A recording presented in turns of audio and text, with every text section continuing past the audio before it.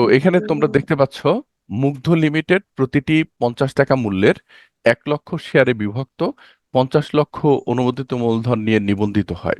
তোমরা আগেই দেখেছো, আমি ক্লাসে যে তোমাদের অঙ্ক করিয়েছি সেখানে এই যে এখানে তোমরা দেখতে পাচ্ছ 50 টাকা করে এক একটা শেয়ারের মূল্য, আর হচ্ছে 1 লক্ষ শেয়ার। তাহলে 50 টাকা করে যদি 1 লক্ষ হয় তাহলে 50 লক্ষ টাকা হবে। এটা হচ্ছে আমাদের অনুমোদিত মূলধন। এই যে দেখো, এটা হচ্ছে আমাদের অনুমোদিত মূলধন। আমরা যখন আর্থিক বিবরণী করব তখন কিন্তু এই জিনিসটা লাগবে যে অনুমোদিত মূলধন কত। তখন আমরা লিখব অনুমোদিত মূলধন প্রতিটি 50 টাকা ধরে 1 লক্ষ শেয়ার, অর্থাৎ 50 লক্ষ টাকা। কোম্পানি এর 50% শেয়ার 2 টাকা অবহারে বাজারে বিক্রি করার জন্য বিবরণীপত্র ইস্যু করে, অর্থাৎ এটাকে আমরা বলবো ইস্যুকৃত মূলধন। তা এখন আসো, আমাদের ইস্যুকৃত মূলধন কত? 1 লক্ষ শেয়ারের 50% ওরা ইস্যু করেছে। তাহলে 1 লক্ষ শেয়ারের 50% কত? 50,000। 50,000 শেয়ার। এই যে 50,000 শেয়ার। তাহলে 50,000 শেয়ার ইস্যু করেছে কয় টাকা করে? এখানে যেহেতু অবহার, তাহলে 50 টাকা করে আমরা ইস্যু করেছি, আর 2 টাকা অবহার। অবহার মানে কম। তাহলে 2 টাকা যদি কম হয় তাহলে কত হবে? 58 টাকা, সরি 48 টাকা হবে। তাহলে এখানে 48 টাকা করে আমরা ইস্যু করেছি। আমি আবার একটু ক্লিয়ার করি বিষয়টা। সেটা হচ্ছে, আমরা তো অনুমোদন পেয়েছি 50 টাকা করে 1 লক্ষ শেয়ার, 50 লক্ষ অনুমোদিত মূলধন। আর এর 50,000 শেয়ার ওরা ইস্যু করেছে 2 টাকা অবহারে। তাহলে 2 টাকা অবহার মানে 2 টাকা কম। এই যে 2 টাকা অবহার, 2 টাকা কম। তাহলে 2 টাকা যদি কম হয় তাহলে কত হবে? 48 টাকা। তাহলে আমরা গুণ করব এখানে 48 টাকা করে 50,000 শেয়ার। এটা হচ্ছে আমাদের ইস্যুকৃত মূলধন হবে এখানটাতে। তো এরপর আসো আমরা আরেকটু সামনে যাই। 70,000 শেয়ারের আবেদন পাওয়া গেল। আমরা আসলে বিক্রি করতে চাইলাম 50,000 শেয়ার, কিন্তু আমরা 70,000 শেয়ারের আবেদন পেলাম। তাহলে 70,000 শেয়ারের যদি আমরা আবেদন পাই, কত টাকা করে? 70,000 ইন্টু আমার আবেদন পেয়েছি 48 টাকা। 70,000 শেয়ার 48 টাকা করে কিন্তু আমরা আবেদন পেয়েছি। তাহলে আমরা এখানে একটা জাবেদা করব। জাবেদা লিখবো, যে টাকাটা হবে সেই টাকাটা নিয়ে আমরা একটা জাবেদা করব। ব্যাংক হিসাব ডেবিট, শেয়ার আবেদন ক্রেডিট। 70,000 ইন্টু 48 টাকা করে এখানটাতে। ইস্যুকৃত শেয়ার যথাসময়ে বিলি করা হলো, অতিরিক্ত আবেদনের অর্থ সংশ্লিষ্ট আবেদনকারীদের ফেরত দেওয়া হলো। আচ্ছা, আমরা আসলে এখানে অনুমোদন পেয়েছি 1 লক্ষ, আমরা বিক্রি করতে চেয়েছি 50%, অর্থাৎ 50,000 শেয়ার। আমরা আবেদন পেয়েছি 70,000। তাহলে আমরা 20,000 আবেদন বেশি পেয়েছি। তাহলে আমরা এই 20,000 আবেদন বাদ দিয়ে, অর্থাৎ 50,000 শেয়ার আমরা আমরা করব, বিলি করব এবং আদায় করব। এই যে দেখো, এখানে বলছে শেয়ারগুলো ওরা যথারীতি বিলি করেছে অতিরিক্ত আবেদনের টাকা ফেরত দিয়ে।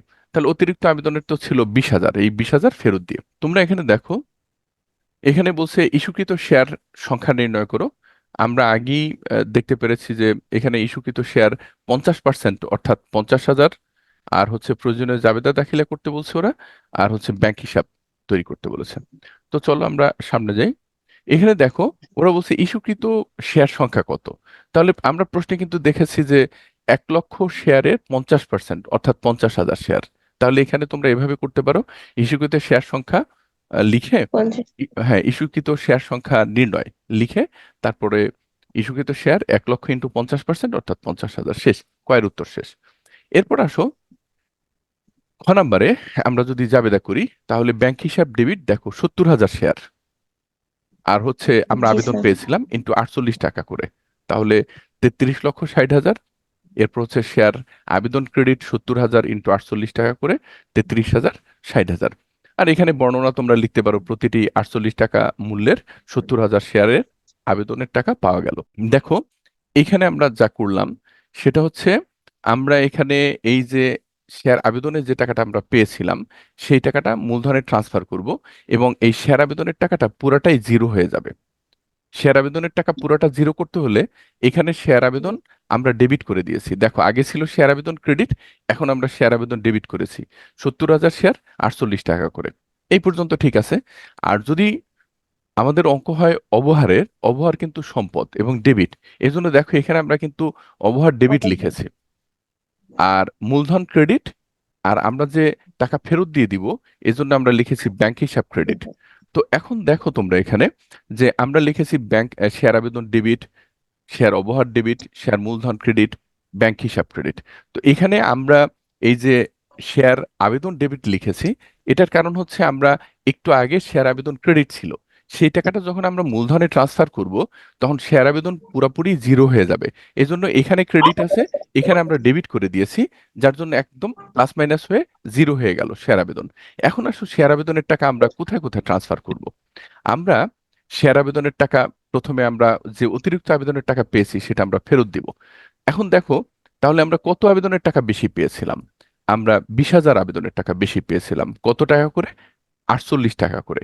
এই যে 70,000 তোমরা নিয়েছিলা, কত টাকা করে নিয়েছিলা? 48 টাকা করে। এখানে কিন্তু 50 নেওয়ার কথা, আমরা নিয়েছি 70,000, অর্থাৎ 20,000 বেশি নিয়েছি এবং 48 টাকা করে।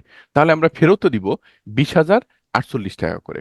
তাহলে 20,000 48 টাকা করে দেখো, হয় হচ্ছে কত, 9,60,000 ব্যাংক হিসাব ক্রেডিট। এরপর আমরা অবহারের হিসাবটা করব।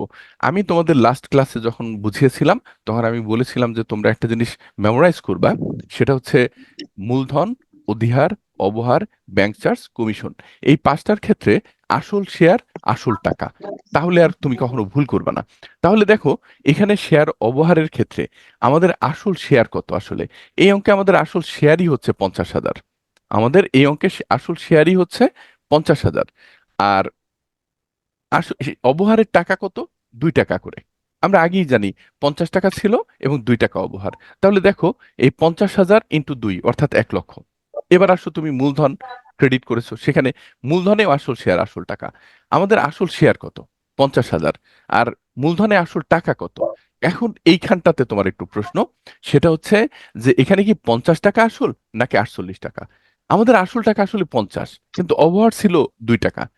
এখন মূলধনের ক্ষেত্রে আমরা আসল শেয়ার এবং আসল টাকা লিখব। তাহলে আমাদের আসল শেয়ার 50,000 এবং আসল টাকা 50 টাকা। তাহলে গুণ করলে হয় 25 লক্ষ। এখন তুমি টোটালটা যদি যোগ করো, ডেবিট ক্রেডিট মিলে যাবে। এখানে ব্যাংক হিসাবটা আমরা মানে ওরা চাইনি, তারপর আমরা একটু দেখিয়ে দিচ্ছি। ব্যাংক হিসাবের দেখো, প্রথমে ডেবিট ছিল 33,60,000। এখানে ব্যালেন্স আমরা 33,60,000 করেছি। এরপর আমরা যে ফেরত দিয়ে দিয়েছি 9,60,000 টাকা, এটা আবার এই যে ক্রেডিট করে, তাহলে ব্যাংক ব্যালেন্স আমাদের ফাইনালি 24 লক্ষ হয়। এটা একটু মনে রাখতে হবে যে আমরা জাবেদা থেকে খতিয়ান করে এই ব্যাংক ব্যালেন্স 24 লক্ষ টাকা বানিয়ে রাখলাম। ওকে, আমরা এখন উদ্ধৃতি পত্রে চলে যাই। এখানে দেখো, অনুমোদিত অনুমোদিত মূলধন প্রতিটি 50 টাকা দরে 1 লক্ষ, শেষ 50 লক্ষ। এরপর হচ্ছে ইস্যুকৃত মূলধন প্রতিটি 50 টাকা দরে 50,000। 50,000। এইখানে তোমাদের কিন্তু আমাকে প্রশ্ন করতে হবে, স্যার আমি তো ইস্যু করলাম 2 টাকা অবহারে, আপনি এখানে 50 টাকা লিখলেন কেন? এই প্রশ্ন কিন্তু করতে পারো যে আমরা দুই স্যার, টাকা অবহারে আমরা ইস্যু করেছিলাম, 48 টাকা করে ইস্যু করলাম, কিন্তু আপনি তারপরেও ইস্যুকৃত মূলধন এসে কেন 50 টাকা লিখতেছেন? তোমাকে সবসময় মনে রাখতে হবে, অধিহার হোক, যদি এখানে 2 টাকা অধিহার হতো তাহলে কিন্তু 52 টাকা হতো। কিন্তু আমরা জি 52 টাকা স্যার। হলেও আমরা এখানে 50 লিখতাম, কারণ আমরা জানি আমরা মূলধনে আসল শেয়ার, আসল টাকা লিখবো। এই জন্য আমি বলছি ওই জি 5টা পয়েন্ট যদি মনে না রাখতে পারো, তাহলে কিন্তু তুমি ঝামেলায় পড়ে যেতে পারো। যে জি আহ, মূলধন, অধিহার, অবহার, ব্যাংক চার্জ, কমিশন, এই 5টা ক্ষেত্রে আসল শেয়ার, আসল টাকা। তাহলে এখানে আমাদের ইস্যুকৃত মূলধনের ক্ষেত্রে আমাদের আসল শেয়ার হচ্ছে 50,000 শেয়ার, 50। এবং 50,000 আমরা ইস্যু করলাম 50%-এ, আর 50 টাকা করে। ওকে, এরপর আসো বিলিকৃত আদায়কৃত। বিলিকৃত আদায়কৃততে দেখো, মূলধনের ক্ষেত্রে এখানেও 50 টাকা করেই কিন্তু আমরা বিলি এবং আদায় করেছি, এবং 50,000 জি শেয়ার। এই যেহেতু আসল শেয়ার, আসল টাকা, তাহলে দেখো এখানেও 25 লক্ষ টাকা। এরপর আসো আমি সম্পত্তি সমূহ। তাহলে সম্পত্তি স্যার। সমূহ ব্যাংক ব্যালেন্স ছিল 24 লক্ষ। আর হচ্ছে 24 লক্ষ। শেয়ার অবহার। এই সব শেয়ার অবহারের একটা হেডিং হবে, কালকে তোমাদের বলেছিলাম, ওই যে কমিশন, ব্যাংক চার্জে আমরা একটা হেডিং দিয়েছিলাম, কি দিয়েছিলাম? অবলোপনযোগ্য ব্যয়। ব্যয়। অবলোপনযোগ্য ব্যয়। তো তুমি ব্যাংক হিসাব হচ্ছে চলতি সম্পদ, ব্যাংক হিসাবের একটা হেডিং দিবা। প্রথমে এখানে চল। মূলত ফাইনালি হেডিংটা হবে সম্পত্তি সমূহ, তারপরে লিখবা চলতি সম্পদ, তারপর লিখবা ব্যাংক ব্যালেন্স 24 লক্ষ। স্যার। আর শেয়ার অবহার, এটার হেডিংটা হবে হচ্ছে ই তোমার অবলোপনযোগ্য ব্যয়। এটা দিয়ে টোটাল আমার 25 লক্ষ হয়ে গেল। অ্যাসাইনমেন্ট দিয়েছিলাম এই বাড়ির কাজগুলো, টোটাল চ্যাপ্টার থেকে এই অঙ্কগুলো করলেই যথেষ্ট।